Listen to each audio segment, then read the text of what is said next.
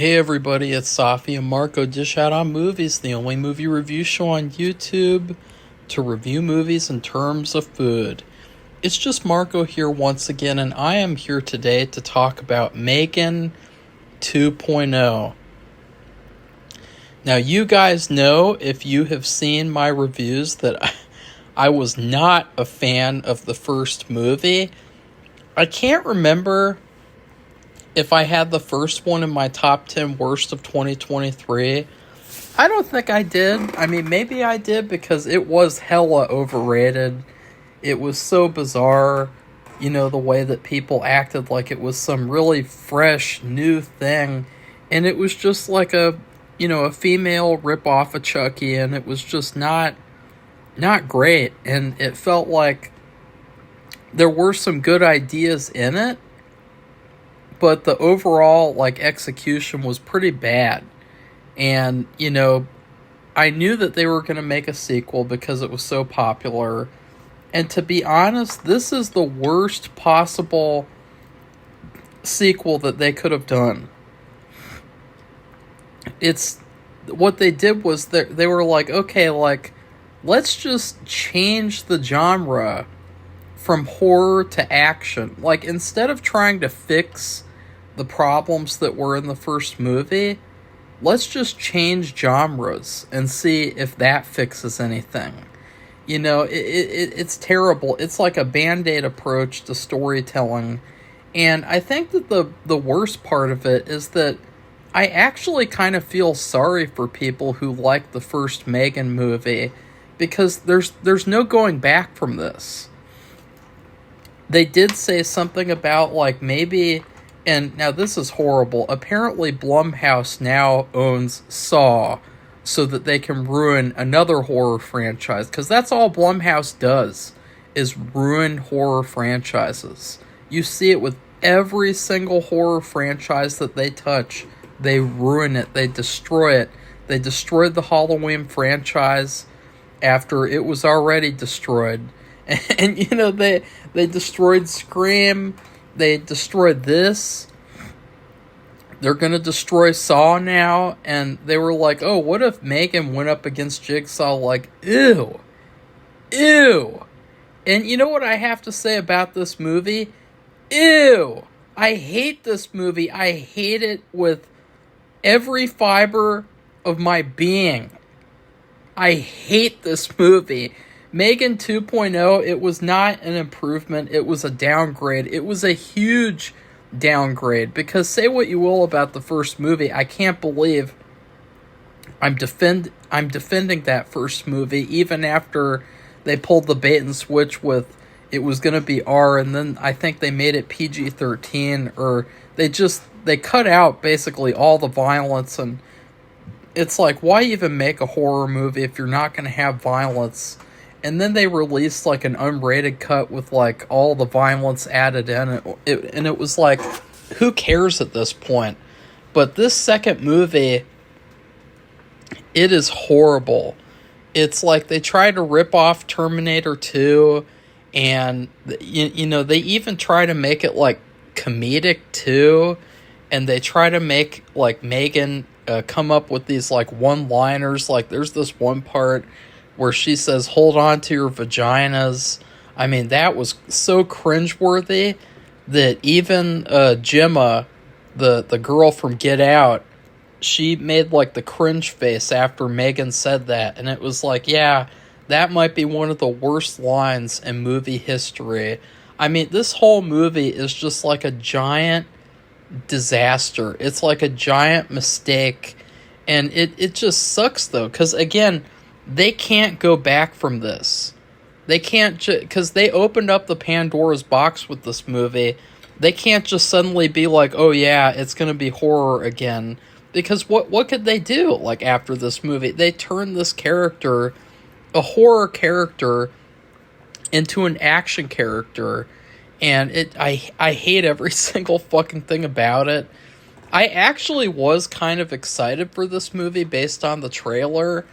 I thought that the trailer, even though it seemed like it showed the whole movie, it looked like it could be kind of fun. A fun summer blockbuster type of movie. But I really despise this movie just for the sole fact alone that they turned this into an action comedy. So,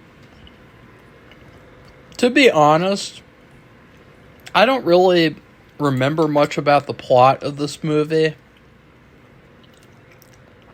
It basically revolves around this evil female robot named Amelia. She's going around, like, killing scientists and getting some sort of a plot device that leads to another plot device, and, you know, there's MacGuffins galore. It's just, there's all the stuff that you've seen before in, like, a James Bond, like, action movie, but with these characters. And it really does feel like the people who made the first movie made this movie, because it's still horrendously bad, and it's still really just not, it just has some good ideas here and there, but overall it's horrible. It's so bland and repetitive, and there's so many plot conveniences. It's so contrived. And that's the big thing about this movie, is that they try to, you know, have this like, ooh, like this refreshing feel because they did this genre pivot. But the whole movie is very predictable, especially the ending part. Like, if you know Terminator 2, this movie pulls the same type of bullshit, except without any emotion or any character growth. The only character, actually, who grows in this movie is Gemma. Yeah, the mom. The mom of the little girl in the first movie. This movie is basically all about her. It's not even about her daughter at all, which is really, it's really strange. I mean, I hate this movie so badly. The more I think about it, the more it pisses me off. Because, like, you think about the first movie's all about M3GAN and the daughter and their relationship, and it's just like with Child's Play, like Andy and Chucky. You know, like, would you make a Child's Play sequel where it's all about the mom and Andy is, like, hardly in it? Like, no, you wouldn't. But that's what they did in this movie. It's all about her and how she's still struggling to connect with her stepdaughter, and, you know, she's just, there's other. Sorry, somebody just randomly sent me a video out of nowhere. Sorry. I'm getting distracted by technology, talking about the technology movie. But, like, it just, the whole movie's about her and how, since the M3GAN incident happened, she has become a big advocate for, like, restricting, like, technology and, you know, putting in safeguards and things. And so, again, like, this movie is all centered around her. It's not even centered around M3GAN, because M3GAN, she does have, like, a bizarre character arc that she goes through in the movie that doesn't even make any sense. But the main focus of this movie is the 40-year-old mom. I can't believe that. Like, I just can't believe that out of all the things that they could have done, they thought the best thing to do would be to just make a whole movie about her character. I mean, I will say, in Child's Play 2, that was a big criticism of mine, was that Andy's mom, she just gets locked up in an asylum, and we never get to see her again, even though she was, like, one of the best characters of the first movie. And so that was a weakness of Child's Play 2, was that the mom wasn't even in it. But at least the people who made Child's Play 2, they knew that, like, oh yeah, logically this movie should be about Andy. And it should be about Andy going to a foster home. Chucky follows him. So anyways, I gotta be honest too, I did not like basically any characters in this movie except for this one guy. This guy, I think his name is Jermaine Clement. And he was in Dinner for Schmucks and Harold and the Purple Crown. I think he was also in Minecraft a little bit. And he's a really, really funny, like, just cool guy. Like, every time I see him now, it's like a really pleasant surprise to just to get to watch a movie with him in it. But in this movie, he plays this like this millionaire guy. He's like a likable Elon Musk, and he doesn't last very long. I don't care if that's a spoiler, because I would not recommend seeing this movie. But his character, he's dead 30 minutes in.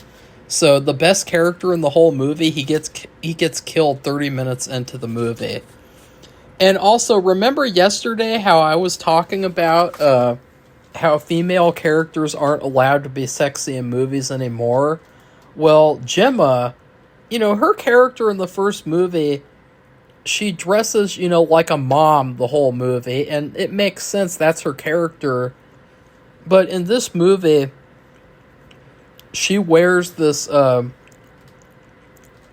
one point, she wears this sparkling blue dress. And it's because she needs to go on a seduction mission to seduce Elon Musk to get this plot device thing. It's stupid. It's dumb. And as I said before, like, it's just typical. It's a lot like the dress that Bryce Dallas Howard wore in Argyle, which, honestly, this movie was better than Argyle, but that's not saying very much, because Argyle was... I mean, you just say the name Argyle, and, you get PTSD flashbacks at this point. But, she wears this dress, and it's like, it's not like a really, like, terrible dress, but, like, they had to make a joke about it, and her daughter says that she looks like a Portuguese prostitute, which was, like, very specific and weird. But I just thought about, like, see, this is what it's like nowadays. Like, I just got through yesterday watching Drillbit Taylor. Fantastic movie compared to this. This movie, though, like, oh, a character wears a sexy outfit. Like, oh, we gotta make a joke about how bad the outfit is and how it makes her look like a prostitute, because if she's allowed to look sexy, then she, that's bad. And so I thought that was very telling, and it was very demonstrative of my point that I was making the day before yesterday about how female characters, the way that they're treated now, and the way that they can't look hot on screen without, and that was the trade-off with this movie. Was like, okay, she can wear that dress, but we have to make sure that the audience knows that we don't approve of that, and that we think that that's bad. And so I thought that was a great example, guys, just so you know, like, that's a great modern movie example of this bullshit that they do. And anyways, Amelia, she is the supposed villain of the movie. She actually turns out to be the second villain. There's two villains in this movie, but before I get to the real villain, I will say, the whole movie I was very distracted because Amelia looks like Chloe Moretz. And once you think about that, you just can't unsee it. And in fact, I'm kind of interested in this actress now in terms of seeing her and what she does, because as we know, Chloe Moretz ruined her career, and she turned into a giant buffoon, and she's never gonna be like pretty relevant again. And but I can't wait to see what this actress does, to see if she like has a good like career, because she was fine in the movie. Like, she wasn't really a great villain. Her character was barely there. She was very much like a cardboard cutout. And that's another thing, is that, like, look, like, these female characters in this movie, they were pretty one-dimensional and flat. Really, the only character that had any depth to her was the mom. And she was the focus of the movie. M3GAN was just like a cartoon character. And she was very much like a meta, stupid character. Like, I just can't stand characters like this anymore. Like Deadpool. I'm sick of Deadpool. I'm sick of Ryan Reynolds. And I'm sick of, like, stupid, silly characters like this who just... I'm sick and tired of, like, movies not taking themselves seriously. You know, like, I miss the days of where they had actual stakes, that, you know, you took the movie seriously, you took the characters seriously. I'm sick and tired of this thing where everything is a joke. And that's what happens in this movie, too, is that every time, you know, they have something serious happen, all of the emotional weight is undercut by humor, or it's undercut by the action getting reversed or, you know, worked around somehow. And so there's never a point in the movie where you actually feel something. And that's what I'll say about the first M3GAN, is that you did feel something for the characters. There was that brilliant scene. It's probably the only good scene in the whole movie, where M3GAN sings to Katie, the little girl. That was a really good scene. And everyone talked about that scene. There's not a single scene in this movie that compares to that. In fact, it was almost like they had a checklist, this movie, of like, okay, let's do all the things that people talked about on TikTok in the first movie. So they had a singing scene, they had a dancing scene, and it was so stupid, it was so bad.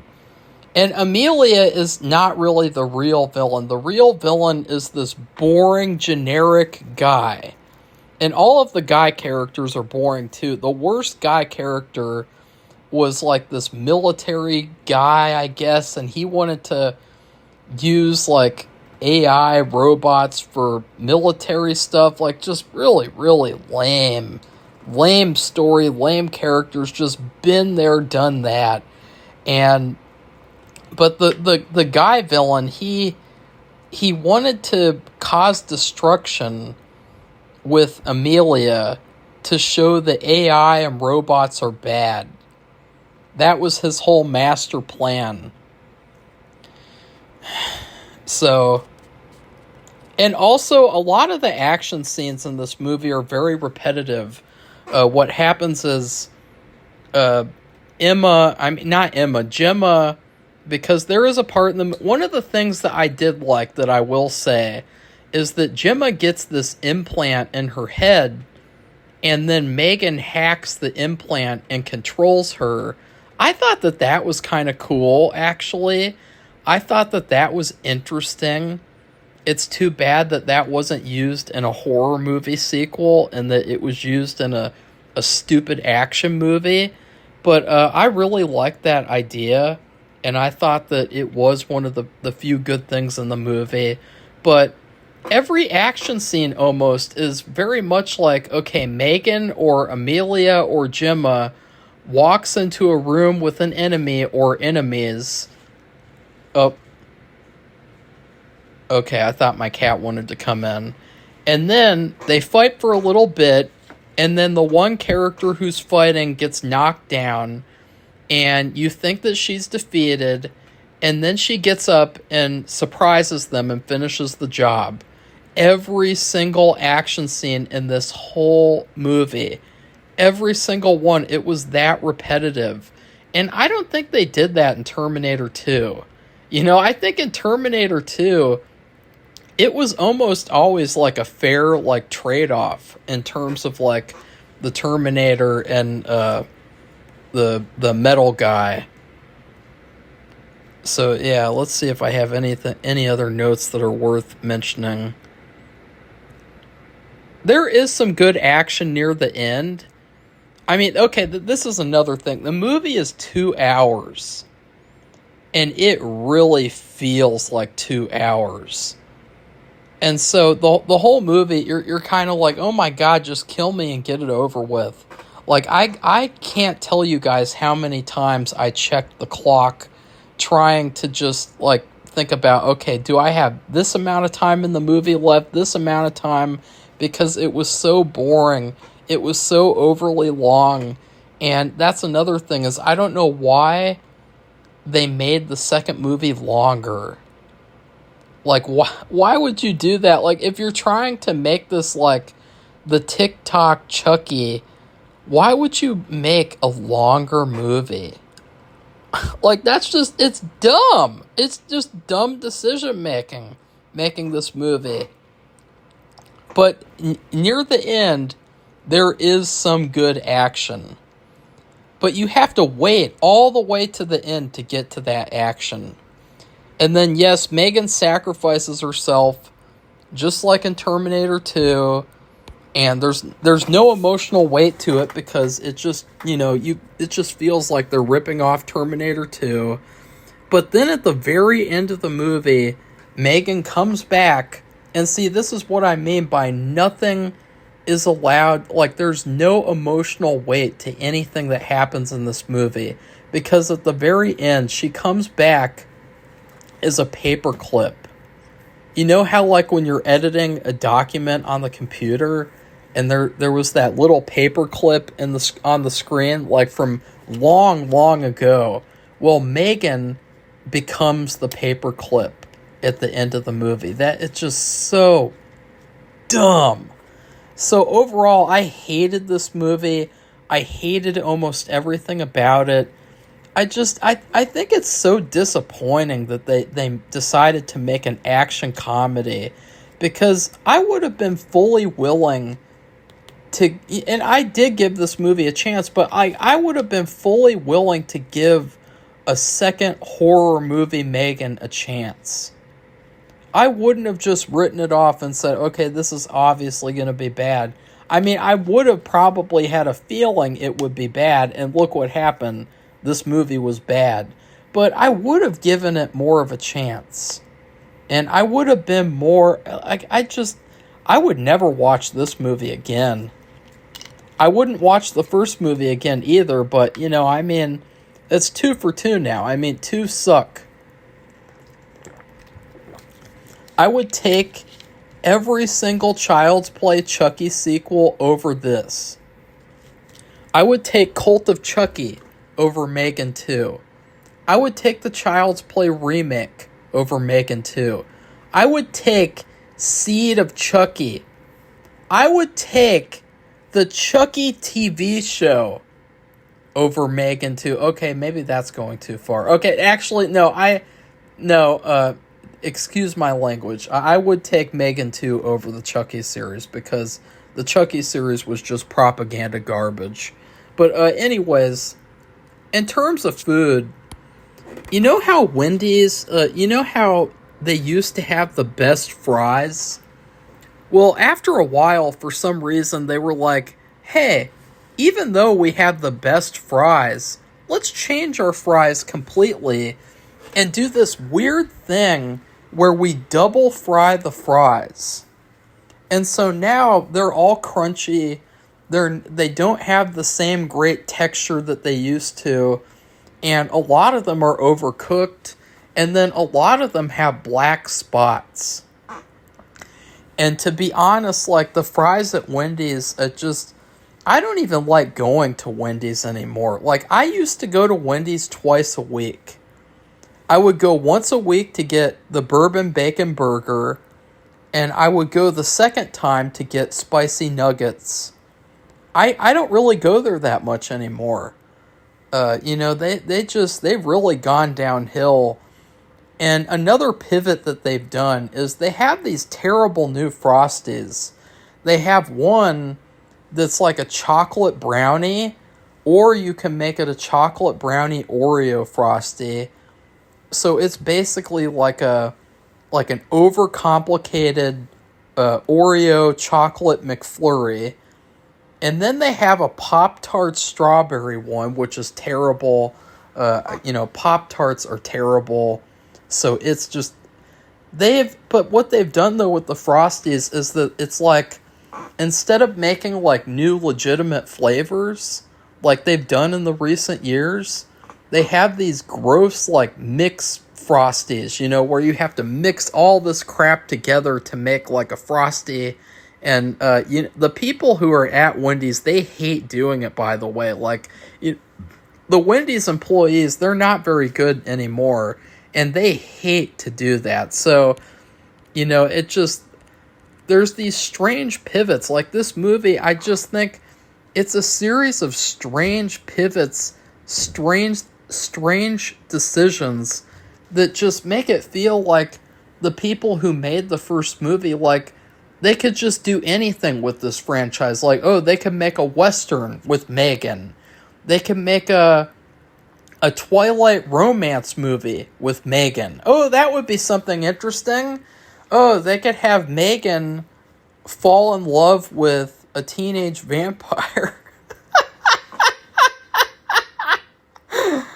Okay. They would do that, though. They would do that. But I just think the thing is that, like, the vision of the first movie was that it was a horror movie. And what they did with this was they corrupted that vision. And that's what I'm all about, is like pure visions, good visions for film. Like, you want to keep the vision pure because the vision, the original vision, is the most important thing about a movie. And they really destroyed the series, and they destroyed the characters, even though the characters already sucked. And yeah, this movie was a giant disaster. I hated it. Last time that I'll say that. And I would highly recommend staying away from this movie. The big thing for me is I think it is a better robot movie than Companion, because Companion was basically just an anti-men movie. But, like, this movie was still pretty terrible. And it's really only scoring points with me because it was fun at certain points. But it's a 2-hour movie. And I love long movies. But this just didn't feel like the movie that should have been 2 hours. You know what I mean? So, yeah, I hope my food review made sense. It's basically like, Wendy's, they're doing all these strange choices now. Like, they also have now, they have something called a Fuego chicken sandwich, and you have chicken and Fuego hot chips and cheese, and it's like, who the fuck wants that shit? Like, ew. Like, it's such weird decisions. So please like this video, comment, what did you think of M3GAN 2.0? And then please subscribe to our channel if you'd like to see more honest movie reviews. Goodbye, everybody. See you soon.